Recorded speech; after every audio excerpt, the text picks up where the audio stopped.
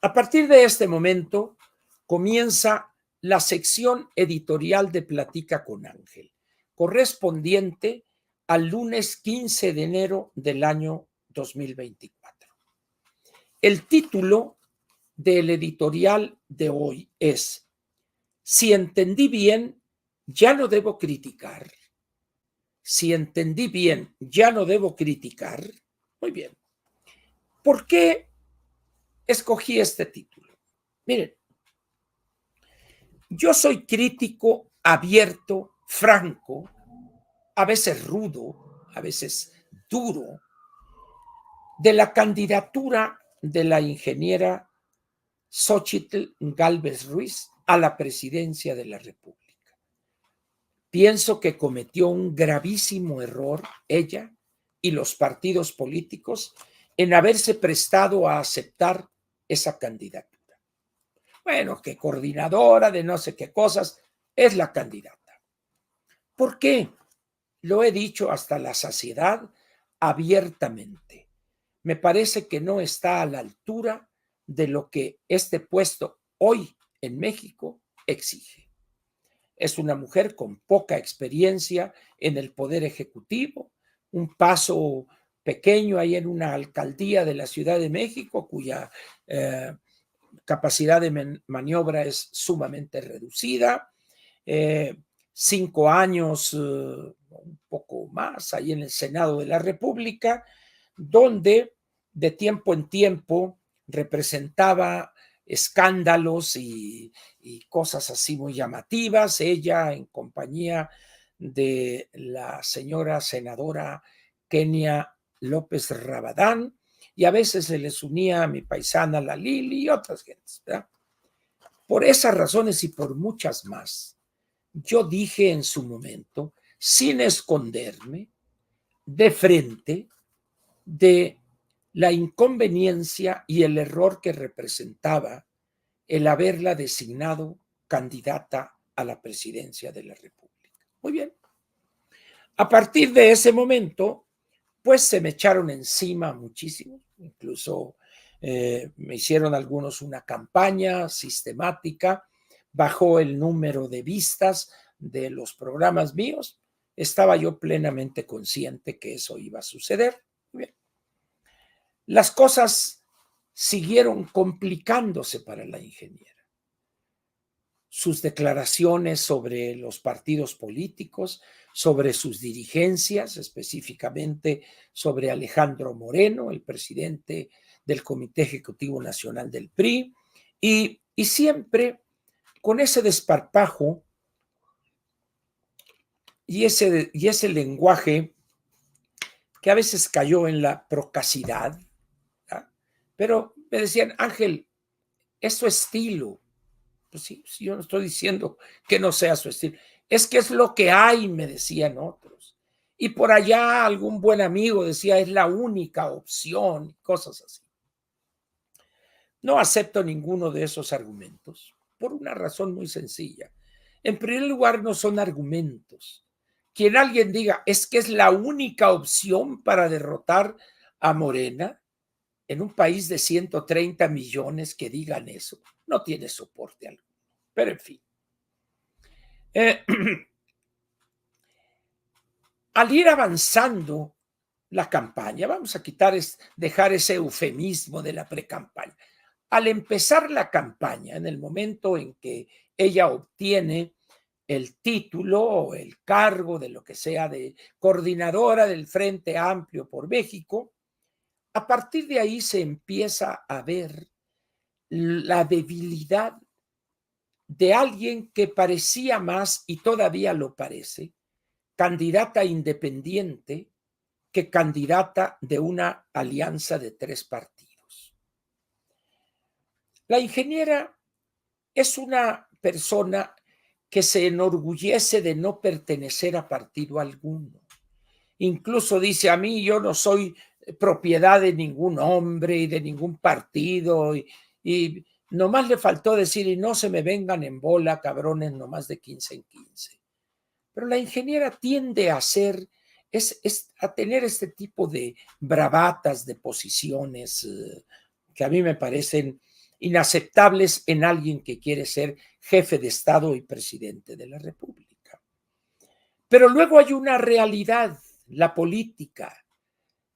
No tiene estructura, no tiene grupo político, no tiene recursos, porque aquellos que le dijeron que le iban a dar a través de uno o dos promotores de la candidatura de la ingeniera, así les han hecho. Entonces, dice uno, ¿cuál es la racionalidad que hay en esta conducta de golpear a los partidos políticos cuando es el único soporte real que pudiere tener la ingeniera? No lo entiendo eso. Pero luego empieza problemas más terrenales. De repente veo 3 o 4 videos donde ella aparece, pues yo no sé si querer presentarse como una responsable ama de casa, cocinando un bacalao, un pavo, un lomo de cerdo, una tarta de cerezas y cosas así, que dice uno, pues que yo recuerde, ni la señora Margaret Thatcher, ni Angela Merkel, ni Indira Gandhi, entre otras mujeres, ni la señora Bachelet en Chile, ni la señora Chinchilla en Costa Rica, se presentaban como amas de casa, eran políticas profesionales y como tal se presentaban ante su electorado. Pero bueno, seguramente sus asesores le dijeron eso, así, así, así. Yo critiqué eso ahí. Critiqué su forma de vestir. La mujer mexicana no viste de huipil y blusas bordadas así tipo pueblos originarios. Eso es una actitud hipócrita de personas de altos recursos económicos. Es para vender una imagen falsa, hipócrita. No. Salgan ustedes a las calles, vean, siéntense ustedes ahí en un café y vean pasar a las mujeres, jovencitas, mayores, y no van a ver vestidas de esa manera. Entonces, cosas así, pues. ¿No? Bueno, y se me echaron encima y amigos, oye, que esto, que etcétera. Yo, en ese sentido, ya estoy muy curtido en estas batallas políticas y me vale eso. Si yo tengo un juicio que me he formado a través del análisis y llego a una conclusión, lo expreso. Si estoy equivocado, corrijo. Pero si estoy en lo cierto, me mantengo en eso. Que haya los otros, pues ese es su problema, ¿verdad? Pero si creen esos otros, que con un discurso, que con memes, que con esto, que con una canción de Los Ángeles Azules, van a convertirlos en votos. Desde ahorita les digo, ténganle. Es decir, hay en esos 97,5 millones de electores en México, un grupo que yo no sé si serán 1 o 2 millones, poco más, poco menos, que piensan o actúan, porque a veces no piensan, nomás creen que este espacio del tweet, de un tweet o del Twitter, perdón, del Facebook, ya, esa es la realidad política de este país y no es así.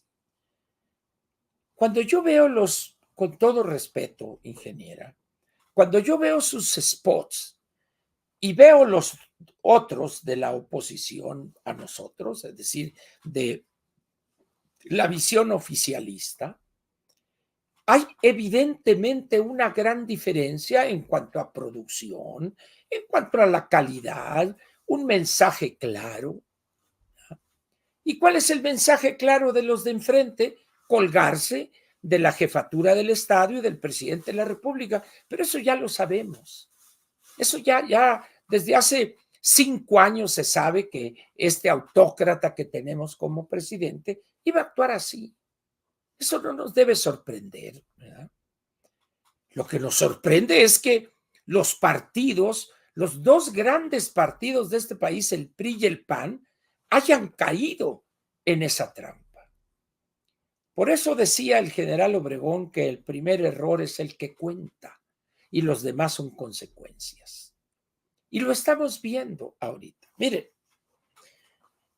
yo insistí, quizá hará unos 3 años, pensando ya en la campaña del 2004, planteé yo la importancia del lema de la campaña.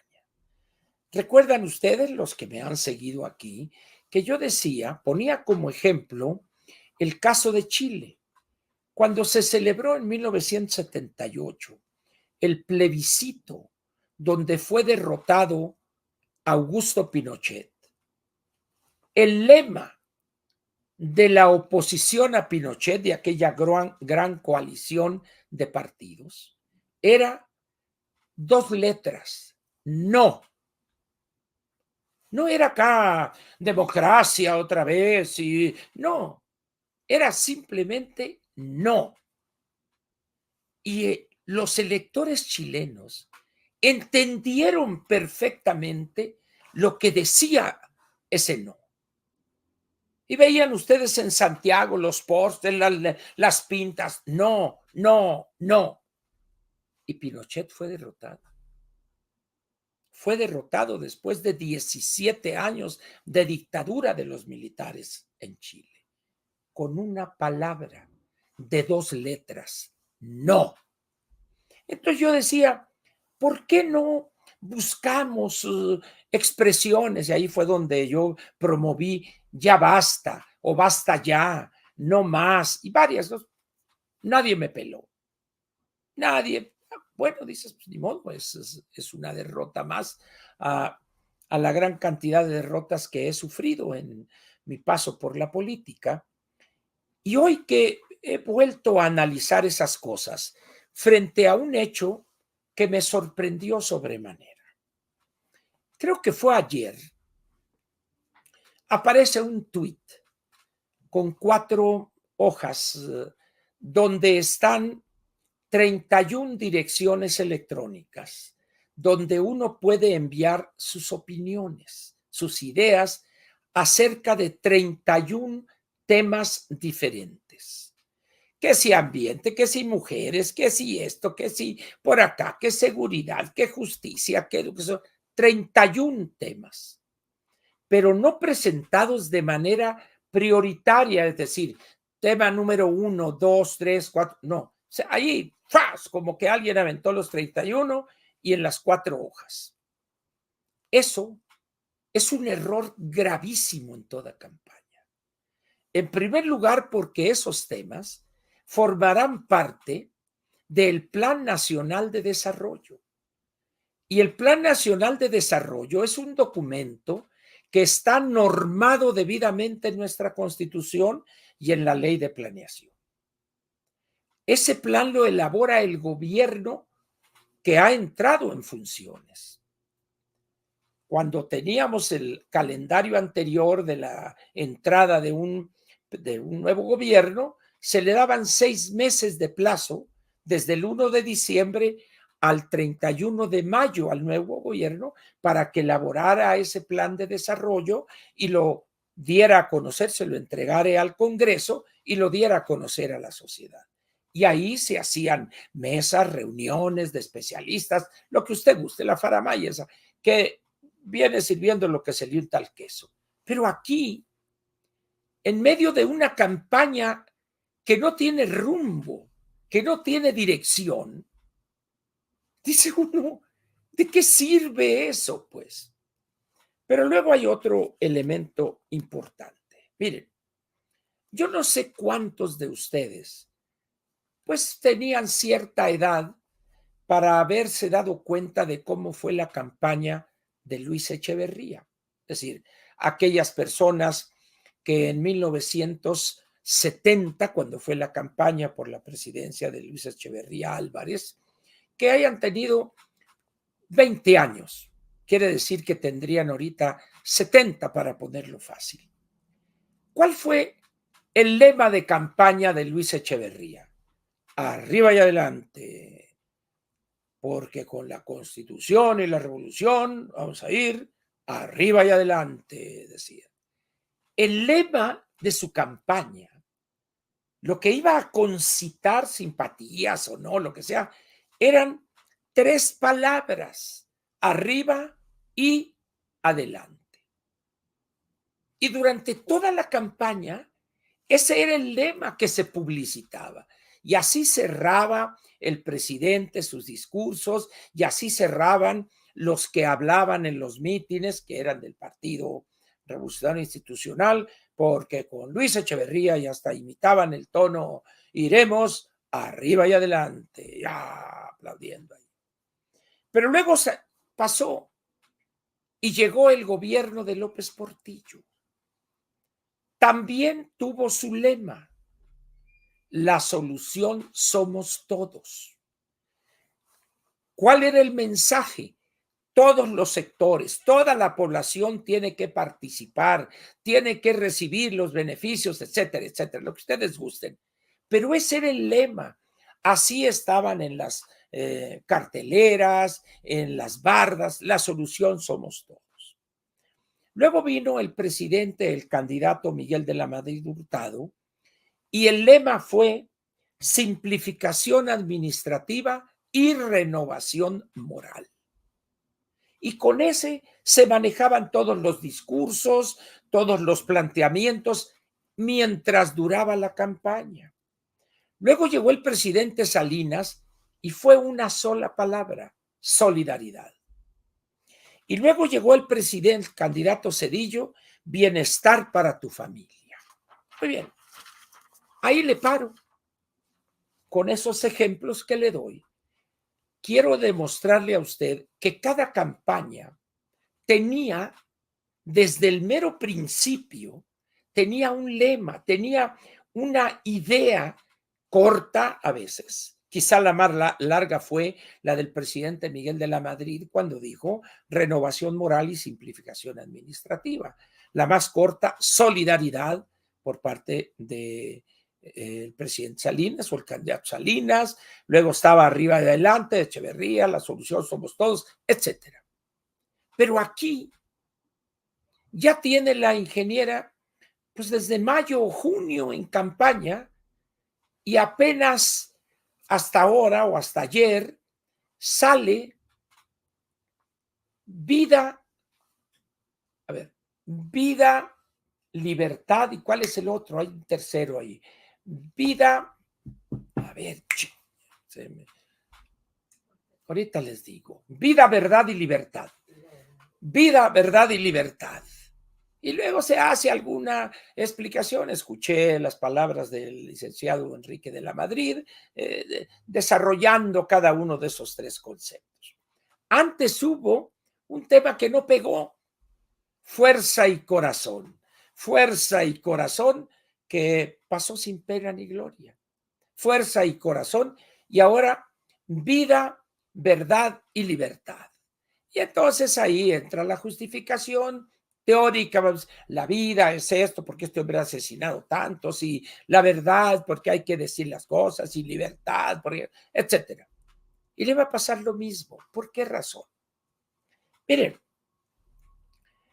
cuando ustedes analizan con seriedad la composición de los 97 millones o un poco más de lectores, van a encontrar que un porcentaje de eso muy alto son personas que están en la informalidad, otros que tienen un nivel educativo bajo, pocos años de educación formal, de tal manera que cuando se lanza vida, verdad y libertad, pues dice: ¿qué es eso?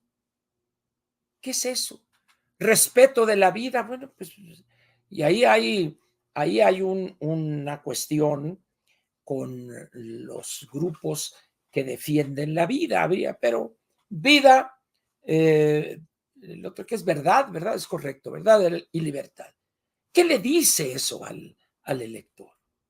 ¿Qué relación tiene eso con las prioridades reales, efectivas que responden a los problemas que padecen decenas de millones de mexicanos. Porque estos que estamos aquí en el Twitter y en las redes sociales, pues dijéramos, tenemos un nivel de clase media, media baja y todo, pero pues ejercemos la libertad. El problema no está aquí con nosotros. El problema está con esos 90 y tantos millones que están allá afuera. Entonces, ¿a qué se debe esto? A algo tan sencillo como lo que voy a decir.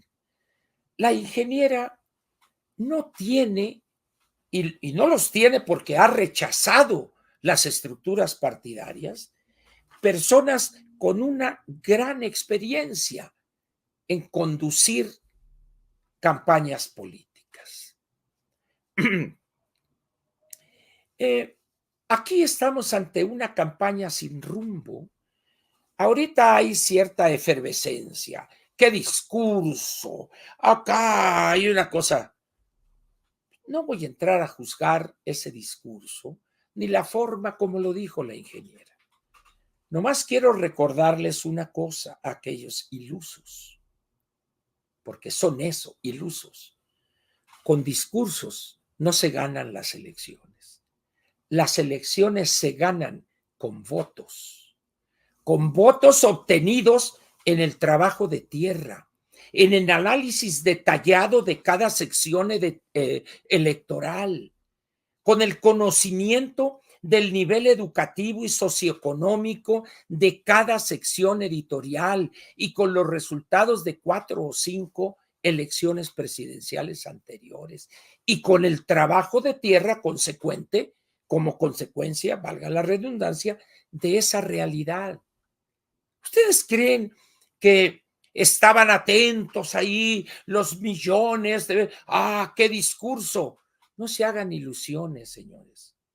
¿Ustedes creen que el discurso ese pronunciado en la Arena Ciudad de México ante 22,000 personas, que es lo que he leído, no sé si fueron más o fueron menos, la gente estaba pegada, no, sí, qué interesante, no, y sabes, no, hombre, saludando, mi hermano, ¿cómo estás? Nos vemos, te llamo, sí, cómo no, y luego estaban en la grilla política, dejándose ver, tomándose selfies, aquí apoyando a la ingeniera y aquí abrazándose y todo. Es decir, eso es espectáculo barato, como va a ser el espectáculo barato de la anticientífica. Acarreados de Iztapalapa, de donde sea, van a llegar y van a retacar ahí las calles aledañas al Monumento a la Revolución.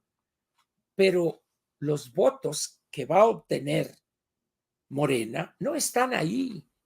Están en las 3, 4 vueltas que han dado los vividores de la nación, en las dádivas de dinero a los adultos mayores, a los holgazanes estos de los nininís, a los de Sembrando Vida, etcétera, etcétera. Ahí es donde están los votos. En el caso de la anticientífica, nosotros no tenemos eso. Nosotros no somos el gobierno federal.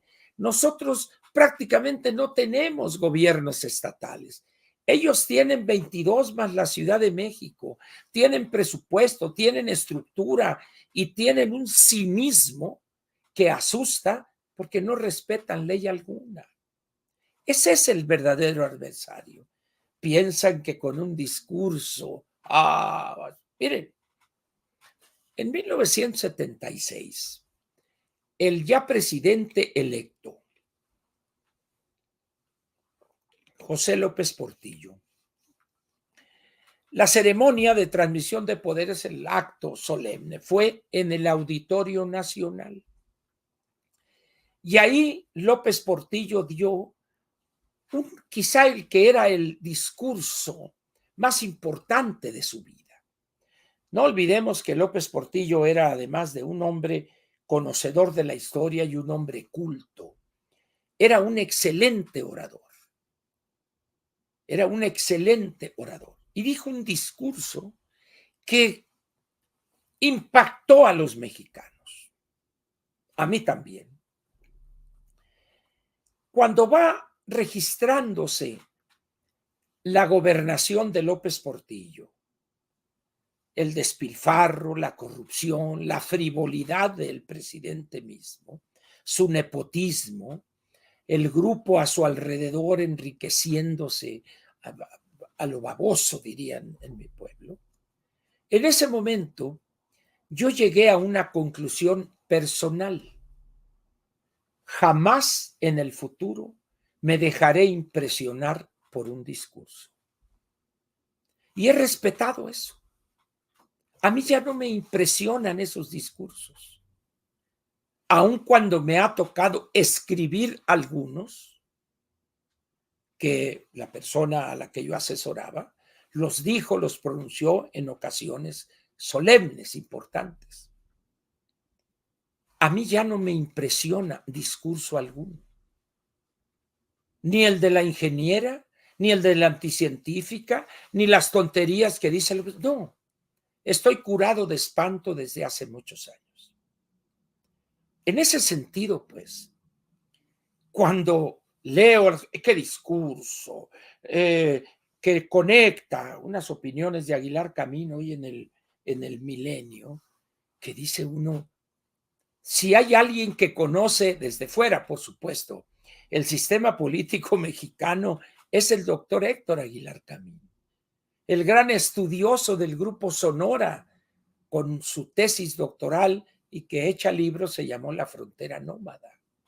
Y que caiga ese discurso, eso, de impacto, ya cae, conecta. Doctor, bájele 3 rayitas, por favor. A no ser que usted haya participado en el equipo que redactó algunos párrafos de ese discurso. Recuerdo bien el discurso de Luis Donaldo, que a muchos los hizo babear. Recuerdo, ¿qué decía? México, hay un pueblo con hambre y sed de justicia, porque era excelente orador también Luis Donaldo. Tampoco me impresionó. ¿Por qué? Porque sé lo que valen esos discursos, sé para lo que sirven, para el momento, enviar un mensaje ficticio. Y veo que eso le está pasando a la gente que rodea a la ingeniera. Pero hay algo que me planteó Onésimo y que dije que lo iba a comentar. Él ve, y coincido con él, una campaña sin rumbo y una campaña sin equipo, sin un sólido equipo. Cuando ve uno los spots de la ingeniera y hace un análisis de contenido, en ese momento no tienen pies ni cabeza. A veces sale con un traje así muy formal, otras veces sale con un huipil, otras veces sale con una chamarra de esas ahora tipo así de quilta, y a veces sale en una plaza o en un rincón y que no, yo te voy a proteger y te voy a ayudar. No es cierto. El presidente de la República no anda protegiendo a cada uno de los mexicanos. Eso es demagogia pura. Demagogia pura, señores, por favor. También es demagogia cuando la anticientífica, 2 universidades con 50,000 estudiantes. ¿Cuáles universidades tienen cada una 25,000 estudiantes? Yo no sé si hablen de la Universidad de la Ciudad de México, que es un desastre completo, pero es una. Y que tantos camiones y que chatarrizamos tantos microbuses y que tanto. La movilidad en la Ciudad de México es un desastre, pero no importa porque se espera que esos spots los vean pues muchas personas que no viven en la Ciudad de México, pero eso no da votos, porque esas personas que están en Celaya, en la Tierra Caliente, etcétera, lo que ven son los descuartizados, son los asesinados, la inseguridad. Eso es lo que ven. No andan viendo, oye, ya vio, compadre, el último spot, o ya vio el discurso de la ingeniera. Sí, compadre, ya nos reunimos y ya vimos ese discurso, cómo conectó con la gente, compadre. pásemelo en un USB, compadre, para yo verlo también en mi computadora. No, hombre.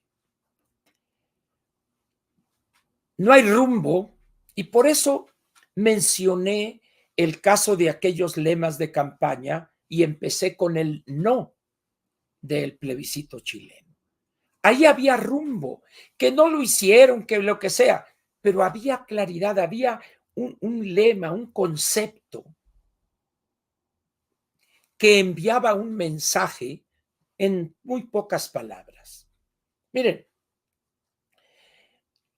México, por haber recibido el idioma español, tenemos una falla de origen. El español es un lenguaje florido, es un lenguaje abigarrado, complejo, con mucha floritura, contrario al idioma inglés, que es un idioma práctico, párrafos de 2 líneas o 3, mientras nosotros necesitamos 15 o 20 líneas para decir lo mismo. Entonces, no concebimos que en las campañas debemos desarrollar lemas cortitos, de impacto.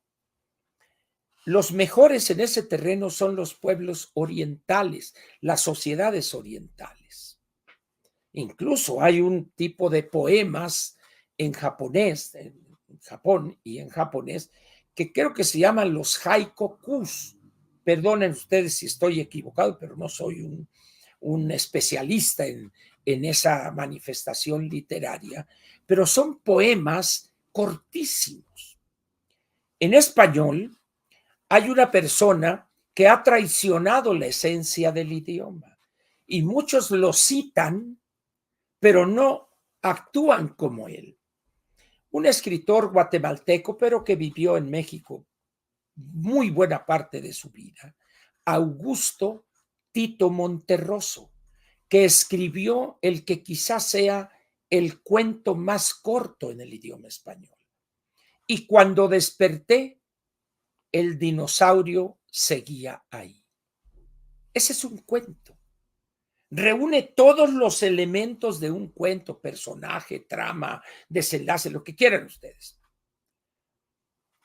Ese es una enseñanza tremenda para que en las campañas seamos muy sintéticos. Los orientales tienen una gran facilidad porque además su idioma, que es caracteres, son ideas, no son símbolos sonoros como nosotros, A, B, C, D, E, F, G, H, I, etcétera. No, esa cosa que vemos ahí como fideos enrellados son caracteres que representan ideas. Entonces, esos países, esas sociedades, tienen mentalmente esa propensión a las cosas cortas que digan mucho. Como lo he dicho en varias ocasiones, no es un secreto además. Yo fui en mis épocas juveniles, seguidor de lo que se llamaba en aquel entonces el pensamiento Mao Zedong, es decir, así como había marxismo, el leninismo, o sea, yo estudié, era un estudioso sistemático, serio, del pensamiento Mao Zedong, de sus trabajos teóricos, etcétera. Y a mí me sorprendía mucho la forma tan sintética que planteaba cosas profundas y amplias. Para aquellos que lo duden, pueden buscar o pueden entrar al buscador que quieran, de su preferencia, y pongan libro de citas de Mao Zedong. Y ahí van a encontrar los títulos de los capítulos. Son un programa de gobierno prácticamente. Ruiz Cortines, lo dejé de lado, pues para no irme muy atrás, tuvo un lema, la marcha al mar. Ese fue el lema de la campaña de Ruiz Cortines. Entonces, cuando tenemos aquí 31 prioridades, cuando nadie de ese equipo que rodea a Enrique de la Madrid ha atinado a elaborar unas 2 o 3 cuartillas, donde planteen, señores, las grandes prioridades de esta campaña debe ser tocar estos 5 grandes problemas. Uno, ya lo he comentado aquí, la inseguridad, violencia y crimen organizado. 2, crecimiento económico. 3, salud, economía. 4, infraestructura. Y el quinto ya ni me acuerdo. Pero 5, y explicando cada uno, finanzas públicas, perdón. Y diciendo por qué lo que digan ustedes va a caer en alguno de esos 5. Es que la protección ambiental, a ver, señor, nomás que para proteger el medio ambiente tenemos que liberar la parte de energía para cambiar a irnos a energías renovables, está en crecimiento económico en el tema 2. Es que necesitamos una educación donde enseñen código, está en el punto 3. Es que este aeropuerto está en el punto 4, infraestructura. Es que las pensiones, ese problema está en el punto 5, finanzas públicas. Y lo que digan ustedes va a caer en uno de esos 5. Y ahí, si hay una buena explicación, cada prioridad en 2 párrafos, podemos distribuirla masivamente en todo el país. Y el ejidatario del Valle del Yaqui, del Valle del Mayo, del Valle de Mexicali, del Valle del Carrizo, del Valle de Culiacán, ahí va a encontrar en la parte económica la cuestión del campo. Y aquel que tenga la preocupación en la cosa del presupuesto, la distribución de los recursos públicos a los estados del país, a los gobiernos estatales y también a los municipales, ahí está el punto de finanzas públicas. Es decir, ahí se verían reflejados. Pero cuando hay 31 temas, dice uno, pues, ¿cómo le va a hacer Enrique para controlar? Pónganle 5 personas o 10 por tema, 300 personas, dice uno. Es decir, con esto, ¿qué quiero decir? Que no hay rumbo, lo que dije primero, y que tampoco hay equipo. Porque esos equipos grandotes en la etapa de campaña es un no equipo.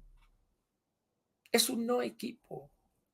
Entonces, cuando ve uno la producción de los spots de la ingeniera, no me voy a poner a criticar los del PT y los de eso, no me interesa, pues porque esos juegan de otra manera, sucios, sinvergüenzas, corruptos, no, me interesa lo de nosotros para hacer una campaña mejor, que comunique bien, que se entienda por millones y millones de mexicanos. Entonces, llego al punto que me interesa para cerrar este editorial, el problema de la crítica. Tal parece que en México, uno de los deportes extremos más peligrosos es criticar. La gente preferiría, amigos muy cercanos a mí, que yo hablara bien de la ingeniera. No, qué bien, pero la Claudia esto y esto y esto, y acá. Dices, ¿no sería yo Ángel Verdugo haciendo eso? Si critico yo a la ingeniera y estas torpezas, es porque me interesa que mejoren. No me interesa ni incorporarme ni trabajar ahí. No, no estoy buscando chamba, señores. No, yo estoy haciendo mi trabajo para la campaña en otra parte, con otra entidad. Ahí estoy yo para tratar de apoyar esa campaña. Pero cuando veo yo lo que están haciendo estas gente, dice, Dios mío, ¿de qué tratan estas gentes? ¿De perder antes del 2 de junio? Y una de las cosas, pues, que me sorprende negativamente más es esa condena a priori a la crítica. Ahora resulta que si uno critica a la ingeniera, automáticamente es un traidor casi a la patria. Y luego me dicen algunos, no, bueno, es que tú influyes. ¿A quiénes? ¿A cuántos? No influyo ni a mi mujer. Ella tiene una opinión referente a la campaña diferente a la mía, la cual respeto, además. Aun cuando esté equivocada, pero respeto. No, no es cierto. Es decir, La gente sobreestima lo que es.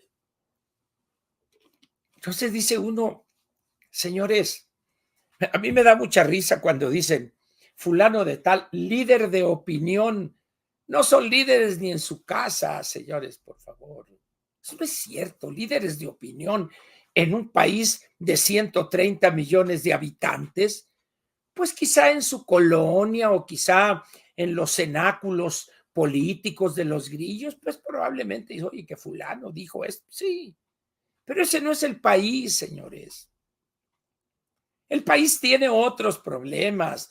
Los productores, los industriales, los exportadores, los importadores. Hay que hablarles a ellos. Pero ¿sabe qué? Que esos que hacen los spots no conocen esa realidad. No la conocen. Viven acá en buscar el esto y que acá el enfoque. Y a ver, la luz. A ver, otra vez. Corte, se queda, ya, muy bien, ya sale la ingeniera, sí, yo te voy a proteger. No es cierto. Los políticos, los funcionarios, los gobernantes no protegen esa. Hay instituciones encargadas de hacer eso y tienen los recursos desde las leyes que soportan sus actividades y los recursos materiales, humanos y financieros para realizar esa labor. Pero, o sea, ¿qué pretenden decir? ¿Que la gente para resolver un problema debe acudir a la ingeniera cuando fue de ser presidente? Es decir, están perpetuando la sumisión que nos viene desde los años de la colonia. Si están hablando de la libertad, pues la libertad es ejercer su derecho sin necesidad de andar estirando la mano o dándole una carta al gobernante porque es que mi mamá está enferma y no le quieren dar su pensión. No. Es decir, aun cuando dicen, no, queremos esto, pero están perpetuando lo que creó Lázaro Cárdenas del 34 al 40. Es lo mismo, con diferentes variantes, con un buen teléfono para el selfie acá y todo. Pues dice uno, señores, el mundo ha cambiado, pero hay cosas que todavía van a persistir durante muchos años. En una democracia, los partidos políticos van a seguir siendo los pilares de la vida democrática. Pero son una bola de corruptos. Los corruptos son los que están ahí. Vamos a entrarle para sacarlos. Órale. No, bueno, es que yo tengo mi trabajo. Bueno, entonces no te quejes, pues. Su trabajo es buscar privilegios y dar y hacerse ricos rápidamente. ¿O ustedes creen que el José Ramón Jr., el Andy y ahora el Bobby y todos? No, hombre, vea usted en cuánto tiempo, vea la vida que llevan. El mismo presidente, no, con dos trajes y 200 pesos. Cuéntenle ustedes las corbatas que usa, cuéntenle.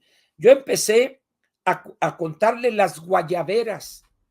Como a la 40 ya dije, ay, muere ya. ¿Y de dónde las compra? Del recurso público. Es decir, señores, eso es lo que hay que cambiar, pero hay que cambiarlo con los elementos adecuados, no repetir las formas caducas, acedas, agotadas ya. Por eso tenemos un porcentaje tan alto de abstencionismo, porque a la gente no le interesa el que sea. Si van a ir a votar, lo hacen quizá por compromiso. Sí, ya voto, ya pasó esta madre. Ahora hasta dentro de 6 años nos vemos. Es decir, ahora me dicen a mí, no, es que la ingeniera fresca acá. Pues yo no veo, está haciendo lo mismo que hace 6, 12, 18, 24 y múltiplos de 6 años. Y la anticientífica también, pero ella tiene a su favor elementos que no tenemos nosotros. Recursos ilimitados, control en 23, 22 entidades y en la Ciudad de México, acarreo, recursos financieros, recursos del sector público ilimitados, el recurso de corrupción, recurso negro, lo tienen. Bueno, vean ustedes algo tan sencillo. ¿Cuántos de los medios impresos en la Ciudad de México hoy lunes trajeron en su primera plana la nota, una foto del acto de la ingeniera. Fueron tres. Reforma, creo que fue, no sé si el Heraldo o La Razón, y no recuerdo cuál otro. Tres. ¿Ustedes creen que los fotógrafos del Excelsior no estuvieron ahí? ¿O los del Universal? ¿O los de Milenio? Todos estuvieron ahí. ¿Y por qué no pusieron? Porque como quiera que sea, es un acontecimiento. No hay más que dos candidatas y cerró ayer, una de ellas con 22,000 personas. Pero va a ver usted cuando cierre el Anticientífica el jueves. Entonces, ¿qué significa eso? Pues que todos esos medios que nada publicaron son, en el mejor de los casos, cobardes, pero en el peor de los casos son empresarios que utilizan esos medios para obtener privilegios, contratos, relaciones, etcétera, etcétera. Y no les da vergüenza porque son unos cínicos, son unos corruptos. Esa es la realidad de este país. Hay que partir de ella. ¿Y qué hace la ingeniera? Es que no publica nada de lo que yo hago. ¿Y qué esperaba, ingeniera? ¿Que iban a poner a su servicio la mañanera para que saliera usted a dar un speech ahí? No sea ingenua, ingeniera, por favor. No sea infantil. Esta es la lucha por el poder. No está usted tratando de ganar la presidencia de la Sociedad de Padres de Familia cuando sus hijos estaban en el kinder. Esta es la lucha del poder, ingeniera. Que es que no publica nada de lo que hago. Pues claro. Y esos que están ahorita ahí, muchos de ellos van a seguir aun cuando usted gane la elección, ingeniera. Es que yo voy a hablar con la verdad total. No es cierto, ingeniera. No es verdad eso que está usted diciendo. ¿Por qué? Porque hay en algunas áreas de la gobernación, el gobernante debe mentir. Lo repito, el gobernante debe mentir. Entonces yo no entiendo. ¿No tiene asesores políticos, ingeniera? ¿Alguien que le diga? Enrique de la Madrid conoce perfectamente el sistema político mexicano. Lo conoce. Hágale caso. Recíbalo, pues. Recíbalo, atiéndalo. Pero no. ¿Qué sabe, con todo el respeto, la señora López Rabadán? Por favor. La señora Josefina Vázquez Mota, con su grave problema de salud, una perdedora natural. Dijo, pero en fin, pues, así es esto de la barrota y de la mermelada McCormick. Resumo el problema. En México no hay peor cosa que pueda hacer un mexicano que criticar a otro. Eso es imperdonable. Bueno, pues yo seré imperdonable. Y así voy a seguir. Por eso les pido a todos mis amigos que me aprecian, cuando me piden, oiga, no pierdan el tiempo. No lo pierdan. Entonces, lo que yo los invito es a que se atrevan a criticar, a que se atrevan. Si ustedes se dan cuenta que la campaña no tiene rumbo, díganlo públicamente. No con el ánimo de que sea derrotada la ingeniera, no, con el ánimo de que entiendan que va un barco sin rumbo, sin timón, para que corrijan y pudiéramos aspirar así a ganar la elección. Y luego otros me critican, no, es que también el Congreso y la presidencia. Señores, una de las virtudes de los políticos es ser objetivos en la fuerza que tienen para tratar de determinar dónde sí podría obtener la victoria y dónde no. ¿Y qué hace el político? Canaliza sus recursos en aquellas áreas, en aquellos sectores, en aquellos grupos donde tiene probabilidades altas de obtener la victoria. Pero aquí no. De repente veo a la ingeniera, mire, yo quiero mucho a mi estado, quiero mucho a Sinaloa, mi madre era de Sinaloa. ¿Pero qué anda haciendo la ingeniera allá? En los dos estados hay 4 millones de electores, de los cuales van a votar 2 millones. Señora, Veracruz, Puebla, Oaxaca, la Ciudad de México, Jalisco, el Estado de México. Revise los números, ingeniera, por favor. Revíselos.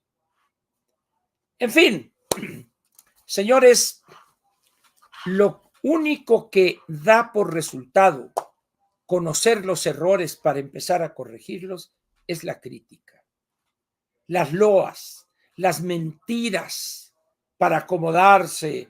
Qué excelente discurso de la ingeniera. Como dijo Aguilar Camín, conecta, fresco el discurso. ¿Y qué va a pasar? ¿Quién se va a acordar mañana o pasado o la semana que entra de ese discurso? Nadie, hombre.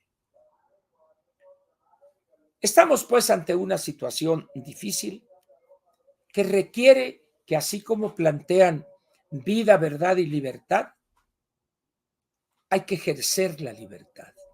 Hay que atreverse a ejercer la libertad, a hablar, a decir las cosas.